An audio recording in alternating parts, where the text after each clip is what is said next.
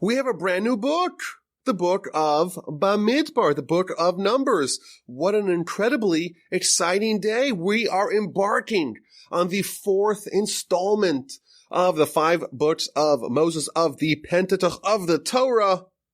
And we are beginning with Parshas Bamidbar.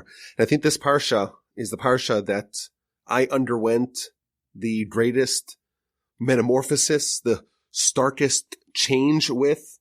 I used to think it was kind of a snoozefest. You're counting the people, how many tens of thousands of people in all the tribes, and the layout of the encampments of the 12 tribes, Judah with Issachar, and Zevulun to the east, and Reuven and Shimon and Gad to the south. And then we count them again, dividing the nation into 4 quadrants, 3 in each direction. Each one has a particular flag, and they're flanking the camp of God, which is surrounded by the Levites, who are guarding the tabernacle and the camp of God. We count the Levites, both the working age Levites, from the age of 30 to the age of 50, and we count even the Levites, even the babies, and we count the firstborn, and we swap the firstborn with the Levites, and we delineate the specific responsibilities of the Levites in the transportation of the tabernacle and its vessels, how they were packaged, what they were covered with, who had to carry what. It all seemed to me, at least in the past, very technical and very boring. But over time, I've come to love this Parsha and to see how it is the Parsha that talks about the greatness and the potential and the opportunity of every individual to achieve their purpose, their potential, and their greatness. And last year, we spoke about this general theme. It was quite a memorable podcast, at least for me. I actually listened to it again this week, how there are 600,000 souls and the 600,000 letters in the Torah, how every Jew has a corresponding letter in the Torah that's theirs. Every one of us is needed. We're all part of this grand experiment. And this year, I want to share with y'all some developments on this general idea that I gleaned from my reading of the Parsha this week. I want to begin with an amazing midrash about the counting of the people. The Parsha begins, Jewish people are in the wilderness of Sinai. They've been here essentially since the book of Exodus. And God tells Moshe it's time to count the people. This is not the first time, not even the second time the Jewish people were counted. It's the third time they were counted. And it has a very unusual word to describe counting. Su'u, uplift, or count the Jewish people. And all the commentaries already jump on this. There are a lot of Hebrew words for counting. There's pekod, there's mispar, there are other words that could have been used, but the word su'u is unusual. So the Midrash, of course, points this out. Why does our Parsha, when it talks about counting the Jewish people, why does it use this unusual word that also means to lift or to uplift? Romemus Rosh, exalt the head of the Jewish people. Make great the head of the Jewish people, doesn't say. Rather, lift or uplift the head of the Jewish people, count them. What does this mean? So the Midrash says something fascinating. It says it's as if a person is telling an executioner, lift his head, i.e., decapitate him. When the Torah says, God tells Moshe, go uplift the head of the Jewish people, that means lift their head from their shoulders, decapitate them. Ain't that a downer? Continues the Midrash. The Almighty is giving us a hint over here. The Almighty is intimating something here. Why does it say, lift the head? And the Midrash says something very fascinating, an amazing find. The Midrash has a callback all the way to chapter 40 of Genesis, when Joseph was imprisoned. Remember that story? Joseph is in Egypt, and he is framed for a crime he didn't commit. He's in prison, and he ends up with 2 cellmates that used to work for Pharaoh, the baker and the butler, the chamberlain, and they have dreams.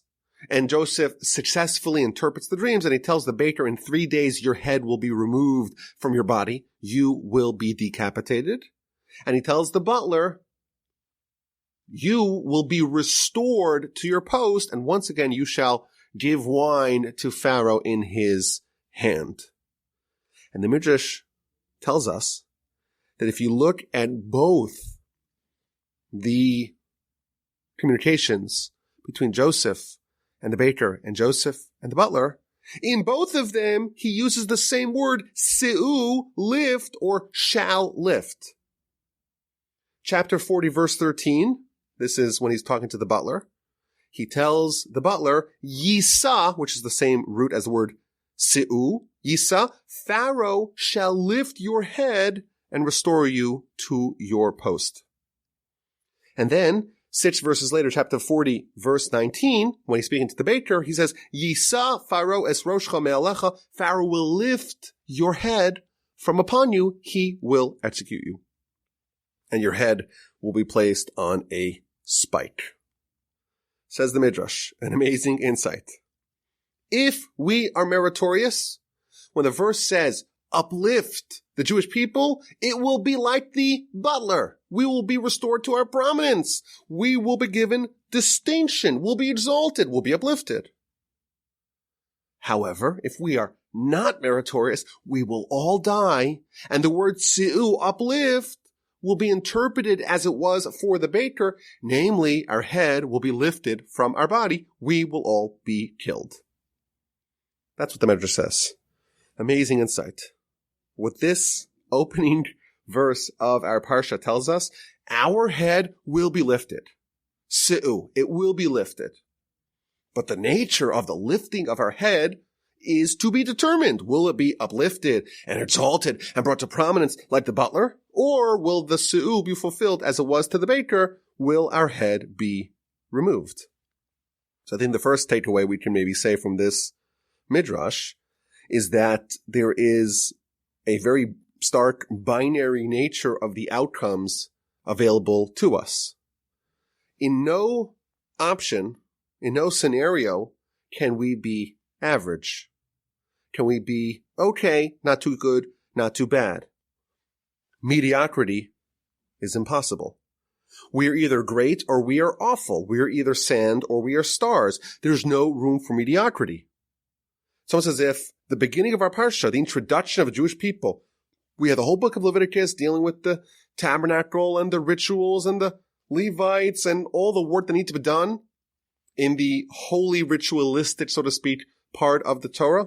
Now it's back to us. We're talking to us. And the first thing we're told, your head will be lifted. How will it be lifted? Either like the baker or like the butler. Either you're dead or you have a grand prominence and stature. It's almost like that's what we signed up for at Sinai.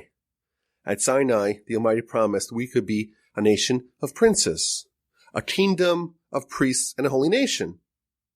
Or we could be trampled upon like the sand, like the dust. We could be slaves. We could be subjugated, subjected, tormented on a very low level. And that's how our Parsha begins. Se'u, our heads will be lifted, but the nature of that is up to us. That's the first idea. Now the Ramban has an addendum to this midrash. And he says something fascinating. He says, regarding who else does it say the word se'u, or the variant of that word se'u? We know in Hebrew, one word could be used in multiple different ways, like se'u or yisa, misnaseh are all the same word in different variants, different iterations, in a different context. What does it mean we should be uplifted? So the Ramban quotes a verse in Scripture, Lecha Hashem hamlacha, for you Hashem is kingdom, you have the monarchy, Vehamisnaseh lechol l'rosh, and you are exalted, you are lifted above all. The Jewish people are told, Se'u es rosh, your head will be lifted. In the positive side of that equation, we can become similar to God. That's the option. God is, so to speak, lifted above all. We too can reach the absolute peak and be lifted above all. What an amazing way to start the book. We're told as a nation that we're going to become great. Let's count them, but we're not just going to count them. We're going to uplift them. And they could become exceptional. They could become people of stature. They could become like the butler. They could become godly. But there's also a warning of the consequences of failure there is a version of this story where your head will be lifted, but it may be removed from your head. And the Midrash has a very interesting postscript that we're going to get to in a little bit. I want to pause a bit and probe this idea. At the very beginning of our book, we're told we must become great, uplifted, stature, se'us rosh, you should be uplifted. How do we do that? More specifically, as we mentioned in the past, this book is about every individual achieving their maximum, their potential, fulfilling their mission. And this is the maddening question that faces all of us. This is the vexing question that's so irksome and bothersome because there doesn't seem to be an easy answer.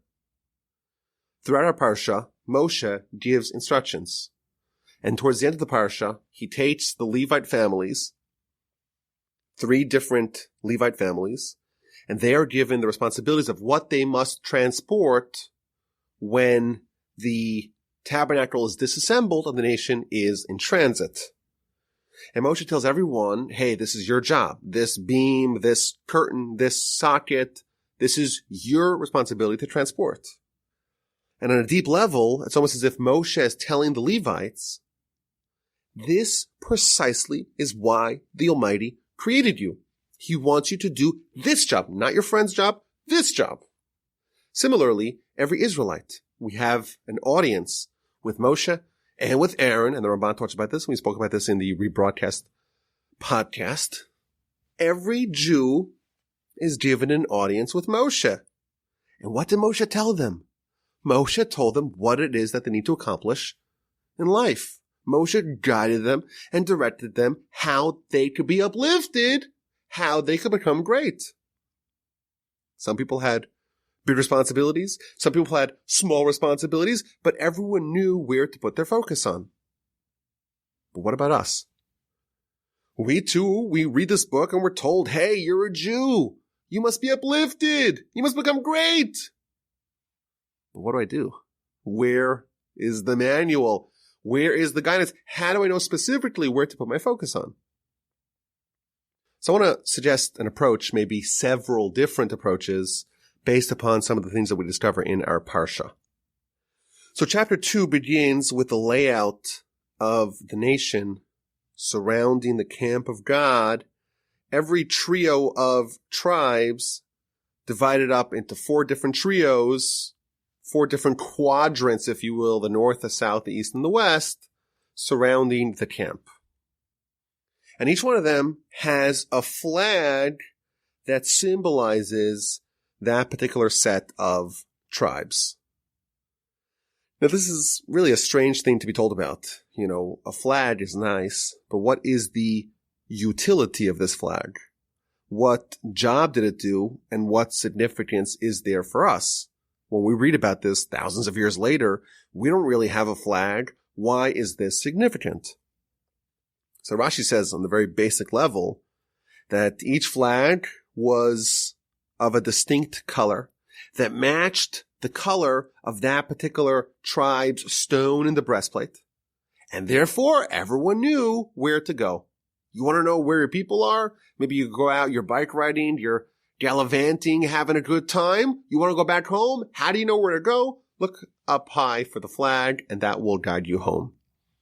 If that's all that flags were about, it would be a glorified signpost, a glorified placard.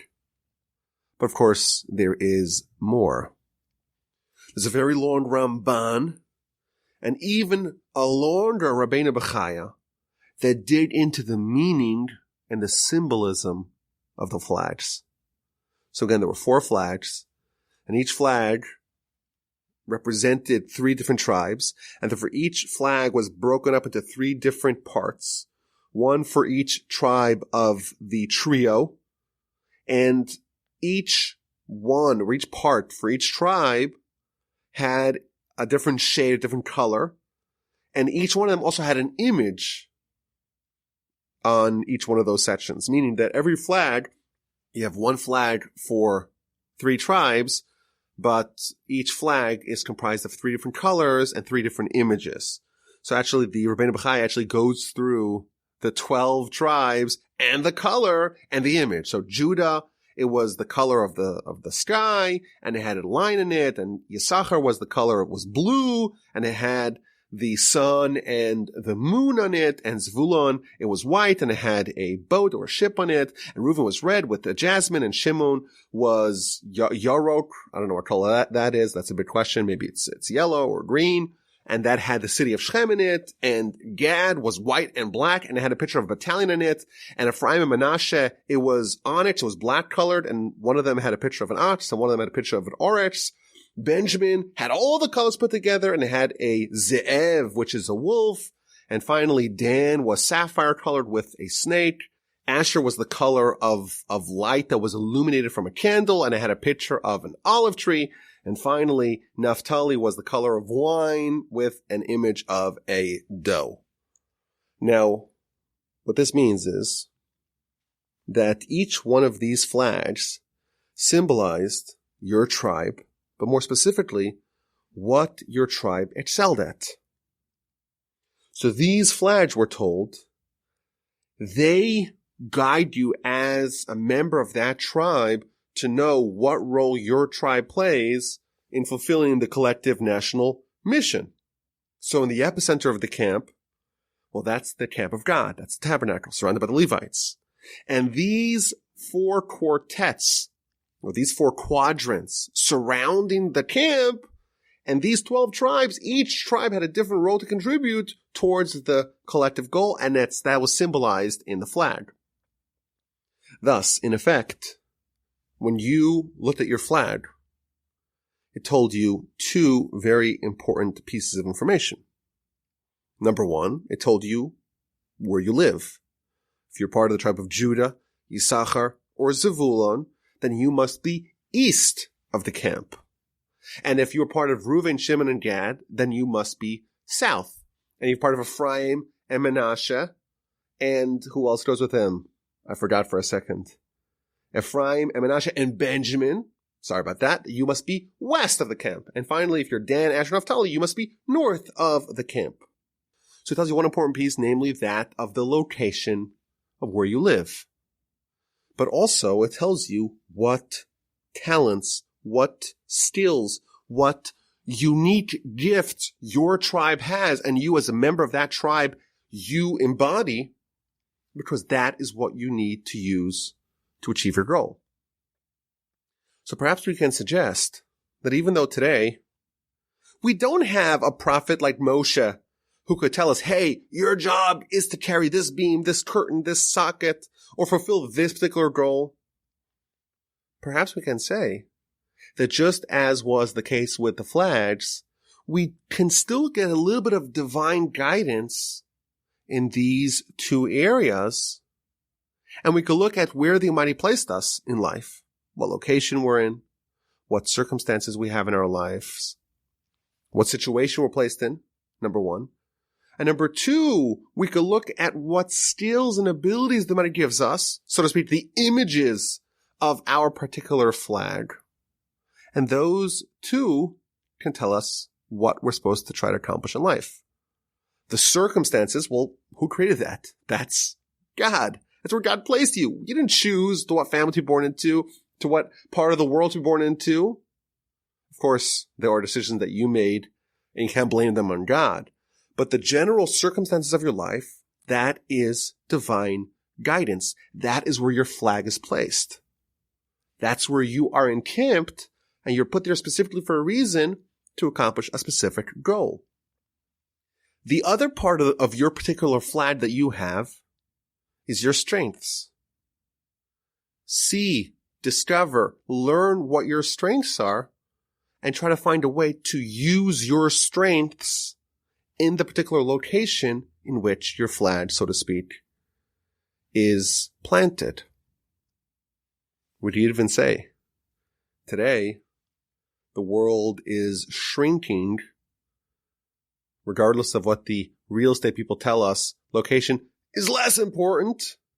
The world has shrunk thanks to the internet and thanks to mass communication, essentially your playground, if you will, is the entire world. Our job is to discover what skills we have and see how we can use them to fulfill, so to speak, the mandate that lies at the epicenter of the camp, namely, how to use them for God.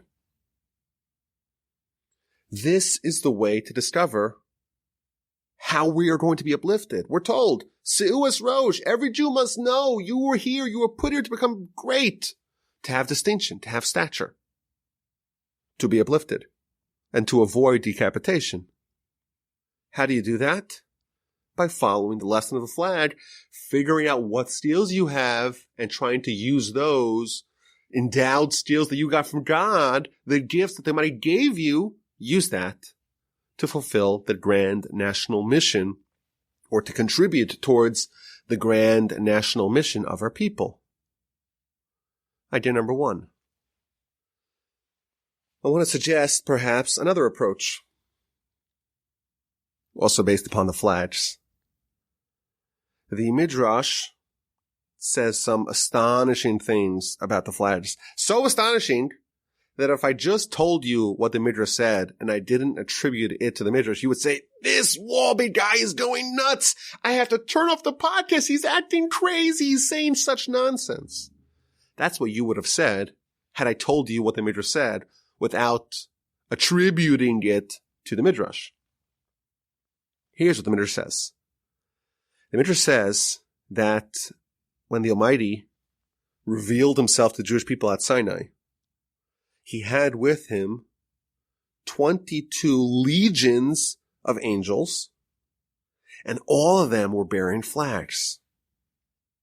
Quotes a verse in Song of Songs, Dagul mirvava. Dagul is the Hebrew word for a flag, and Revava is legions.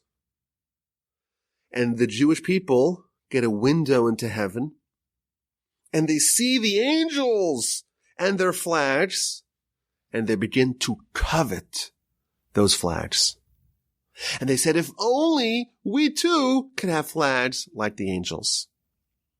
And therefore, says the Almighty, okay, come to the wine cellar, if you will, which is a reference to Sinai. I'm going to give you the Torah.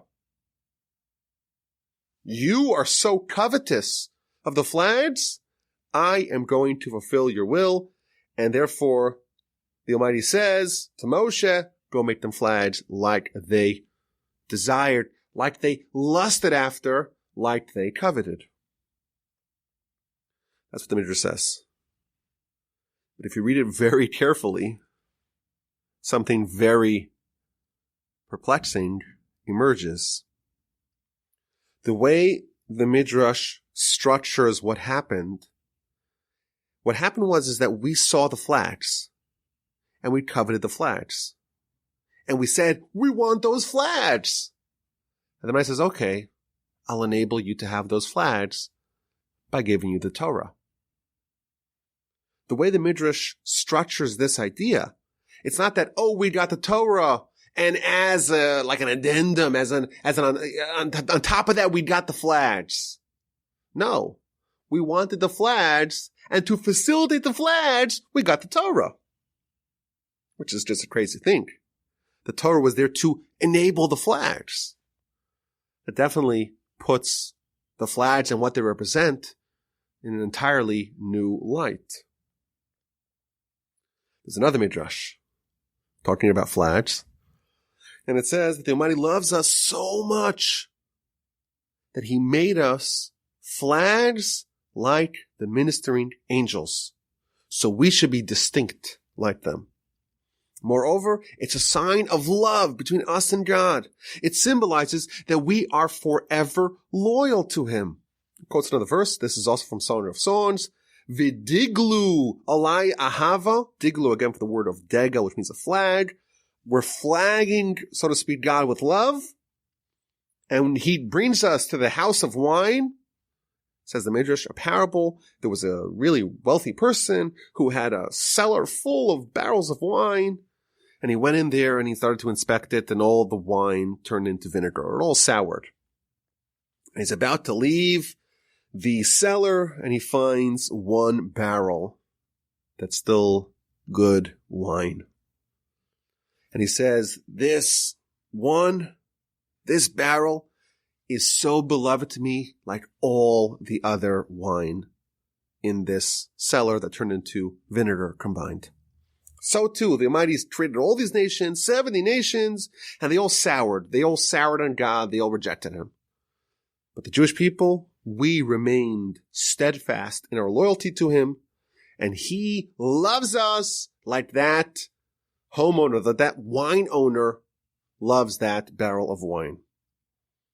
And finally, the last midrash I'm going to share with you tells us something so striking.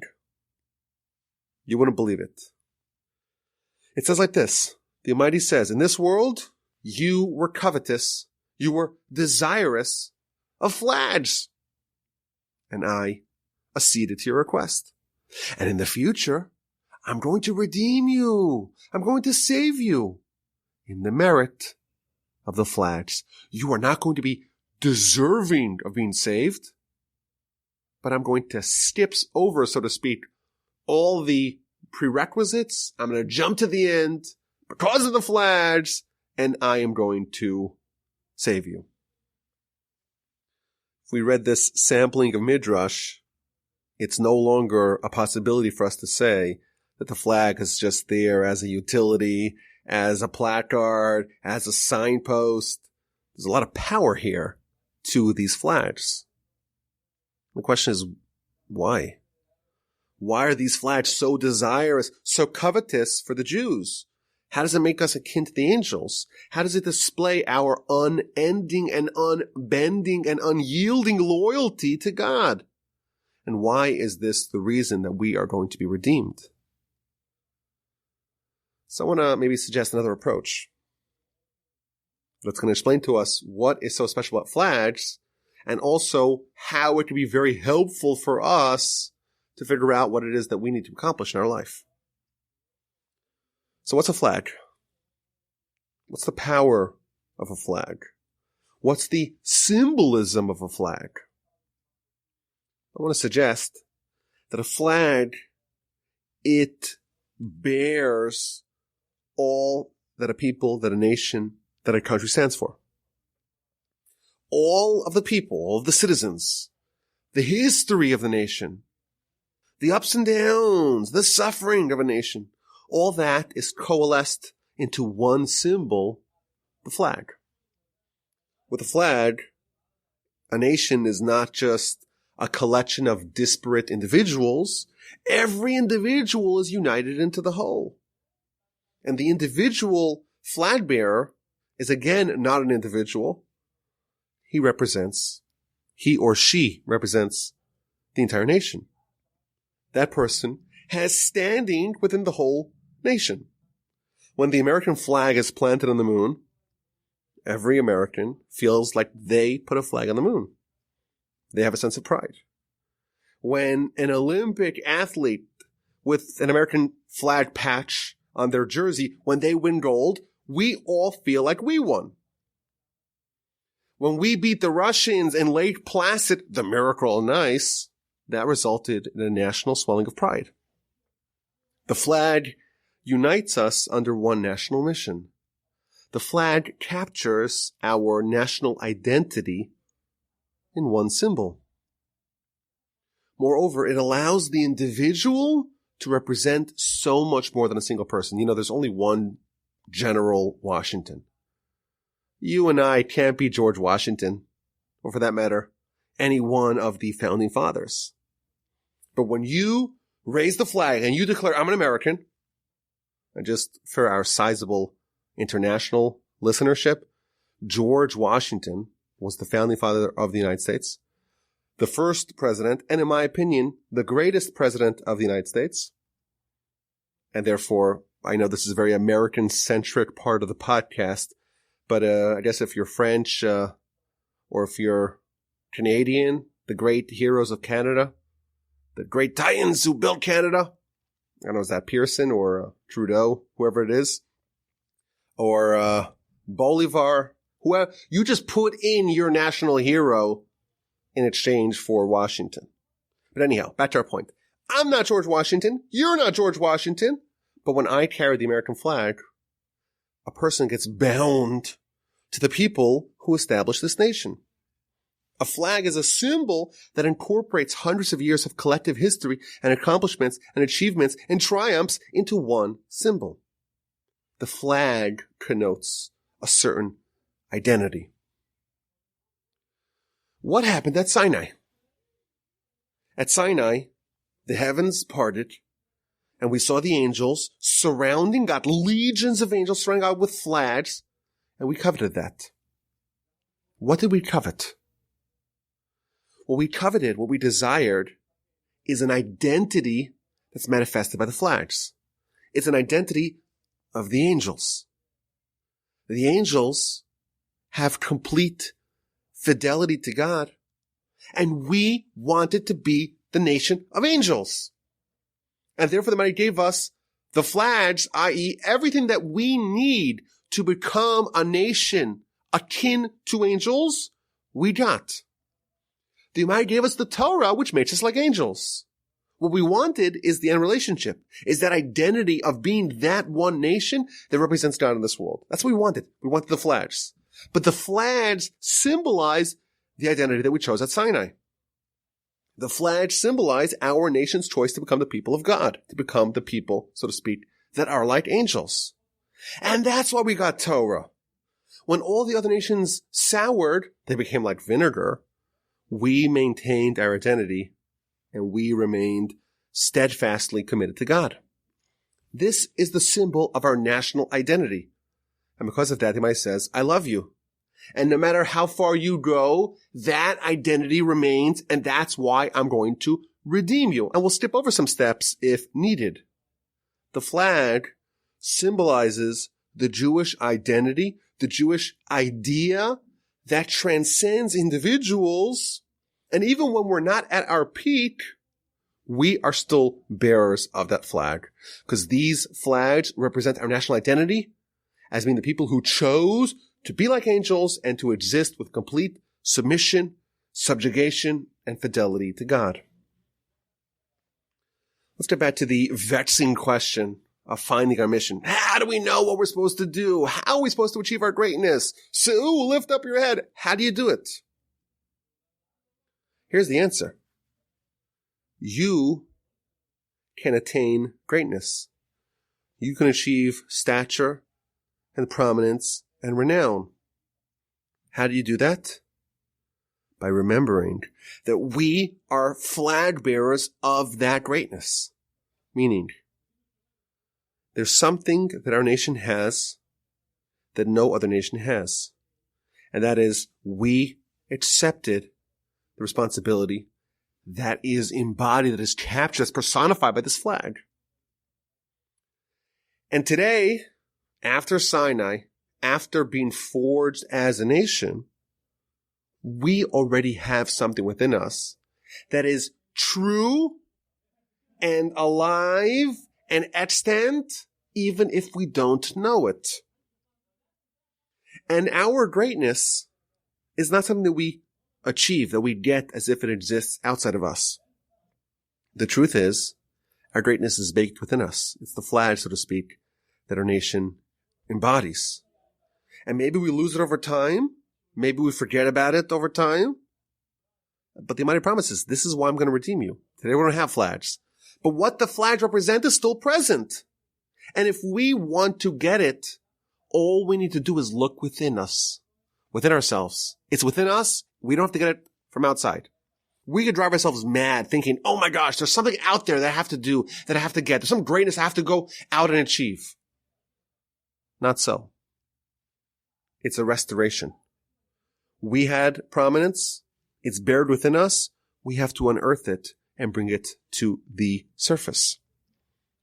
The Midrash told us that the paradigmatic example of being uplifted is the cupbearer, the butler of Pharaoh. Who was this person? This is a person who was in Pharaoh's service as a butler, as a cupbearer, but was demoted. And Joseph says to him, you will be restored to your post.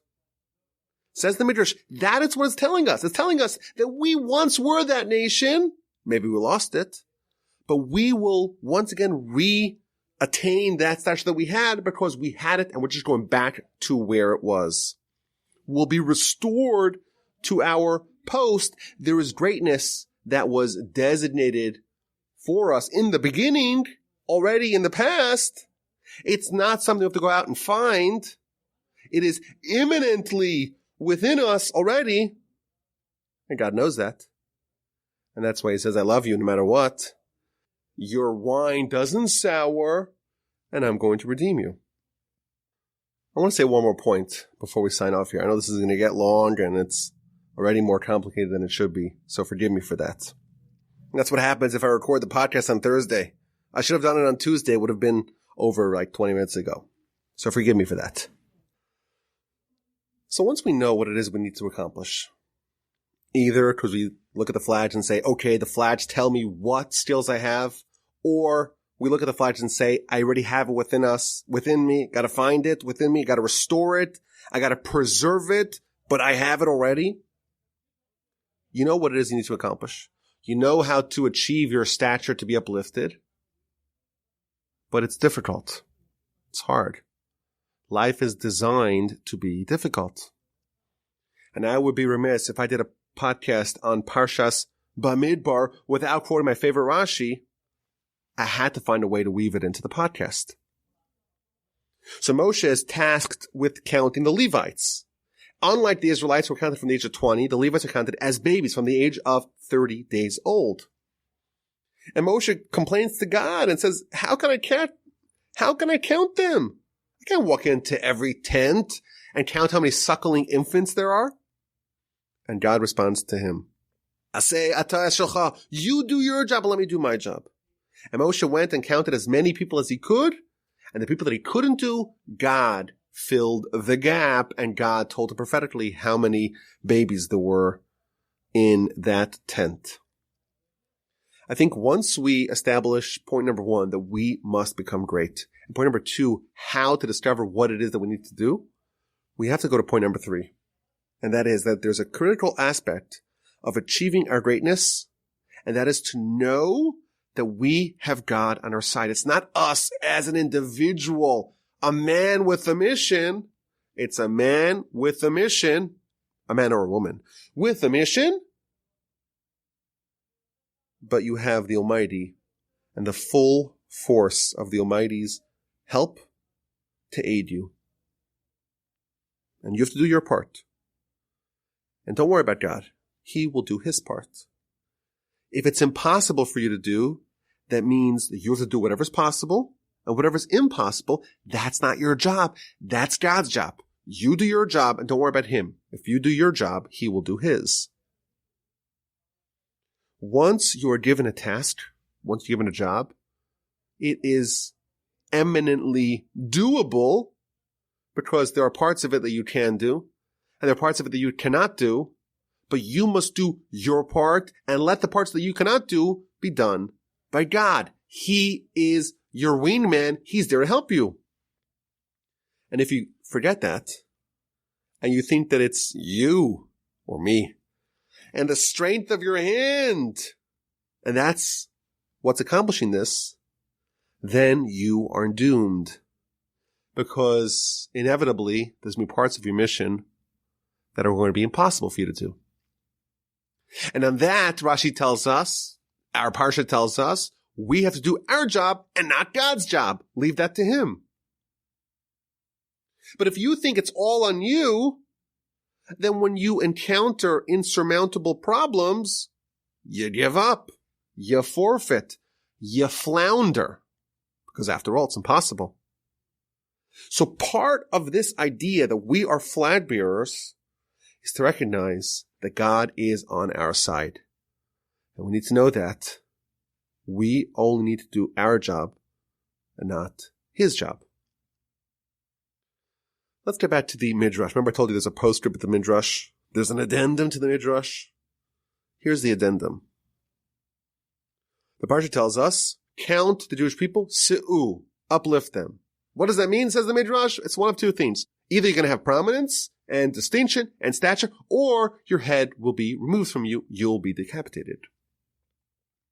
What actually happened to the people involved, the people who were counted? Which one of those options did they end up with? Says the Midrash.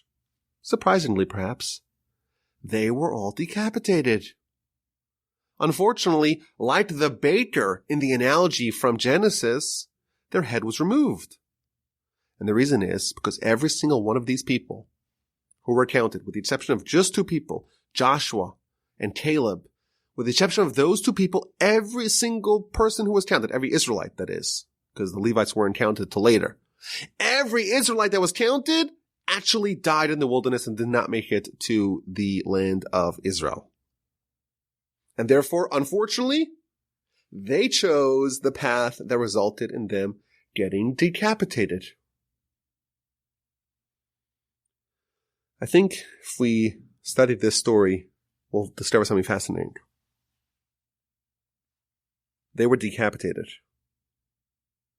They ended up dead in the wilderness. They did not make it to the promised land, to the Holy Land, to the land of Canaan, the land that we today call the land of Israel.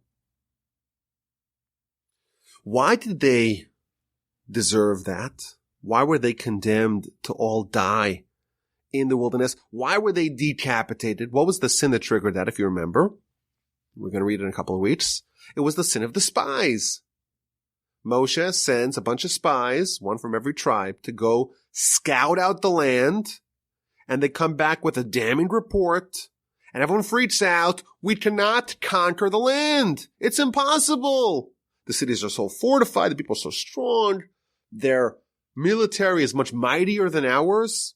And everyone starts crying. Let's go back to Egypt. What's going to be? And says the Almighty, they went, scouted out the land for 40 days. For every day, they're going to be punished with 1 year in the wilderness. 40 days scouting out the land will result in 40 years wandering in the wilderness. So why were the Jews condemned to die in the wilderness? It was precisely because they forgot this lesson. They forgot the credo, the mantra, the motto, do your job and don't worry about God's job. Aseh atat shelcha, you do your job, and let the insurmountable, impossible problems, that's not your problem, that's God's problem. Let him do his job. They came to the land and they discovered that it was not conquerable by their army. And you know what? They were correct. They were right. They accurately assessed the situation. They were 100% accurate in saying that we cannot conquer it. But what they forgot that every mission has two parts. Your part and the part that belongs to God, your wingman. You must do your job. Let him do his. They forgot that. And therefore, they were decapitated. Just like counting the suckling Levites, conquering Canaan against the formidable Canaanite nations was impossible. But it's not our job. It was God's job. And for God, of course, it's totally doable. And they forgot that, and therefore they were decapitated. So the lessons that we discovered in our Parsha are manifold and profound. Number one, we're told, Si'u es rosh, uplift, lift the heads of the Jewish people. We cannot be average. Our heads will be lifted one way or another. And we have to figure out, it's our mission to figure out what it is that we must accomplish in our life. And we suggested two ways to figure that out. Both taught to us by the flags. Once we know where we are in life and what gifts we have, the two lessons that were conveyed to us by the flags, we have to strive to use those gifts to fulfill the will of the Almighty, i.e. the will of the camp of God that lies at the center of the camp. And there was another idea that we shared, and that is that we already have the greatness within us. And we have to preserve it and restore it, maybe fan it, so to speak, fan those flames, discover the greatness that we already have. We don't have to drive ourselves crazy to look from without, so to speak, to look outside. It's within us. And once we internally discover what it is that reflects our greatness, the flag bearers that we are, once you know that, you save that, you preserve that, or at least you remember that, and that's enough to make sure that the Almighty says, you're great, you're cherished, you're desirable, you're unspoiled wine, I'm going to redeem you no matter how far you may have strayed. And finally, once you know what it is that you need to accomplish, we have to remember part of that job is God's, not ours. Let Him do His job and let us worry about our own. I know this was a long podcast, multiple approaches, lots of important ideas and principles. I have a feeling that this is one of the podcasts that can benefit from a second listen. But of course, that is your choice. Okay, let's get to this week's A and Q. And here's the question. Towards the end of the Parsha, Moshe tells the 3 Levite families what it is that they must transport when the tabernacle is disassembled and we are moving.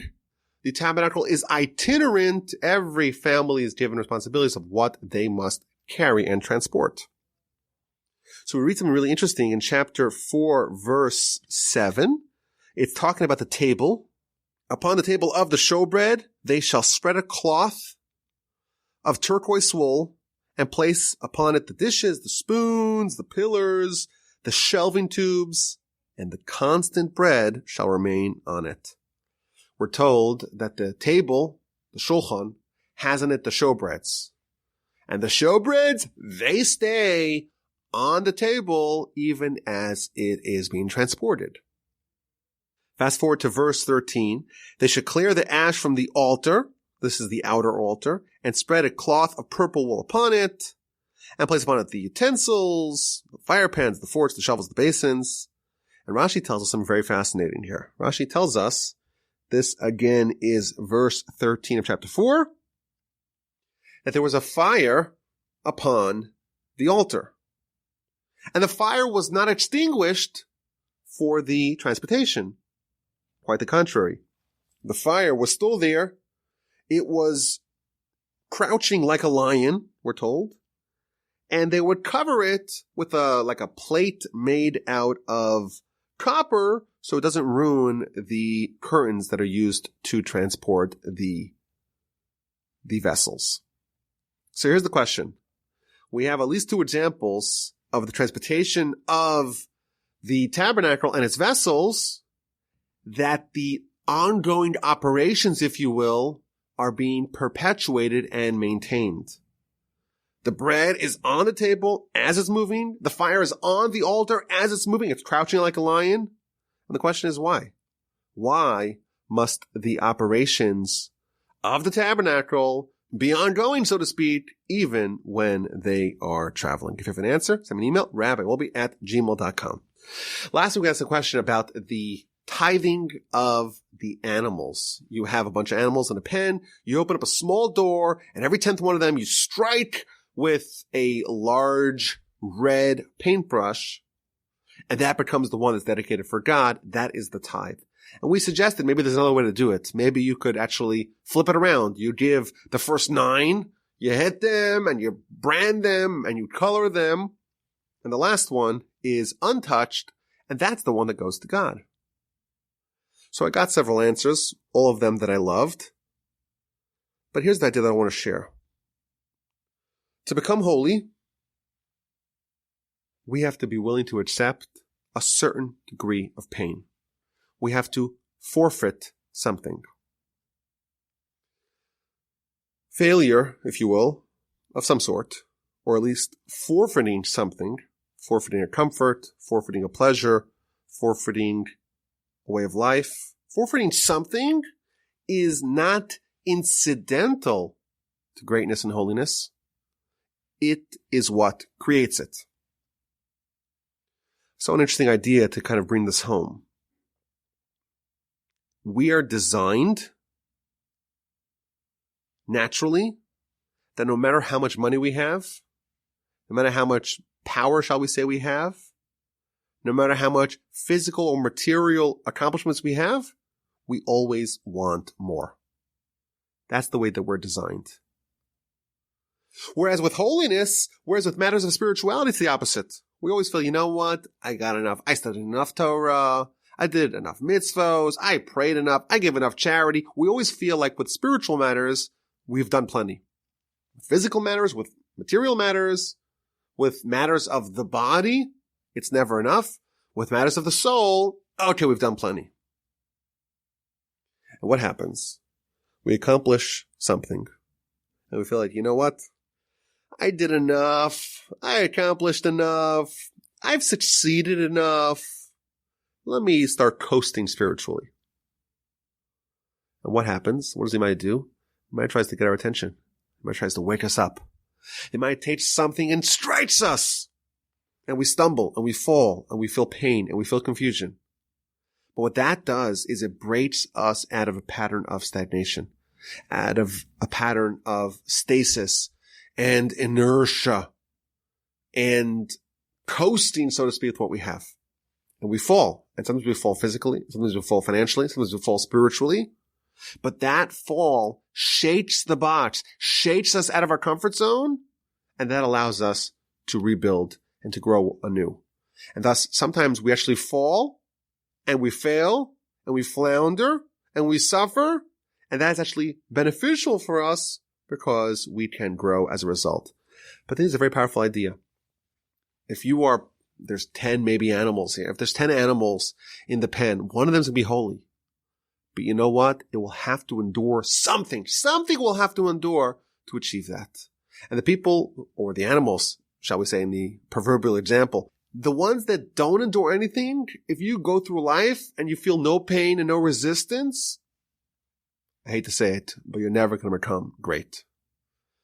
Almost proportional to how much toil and investment and pain we're willing to endure, that is the degree of holiness that we attain, of greatness that we attain. And by the way, this is not only with matters of spirituality, in everything in life.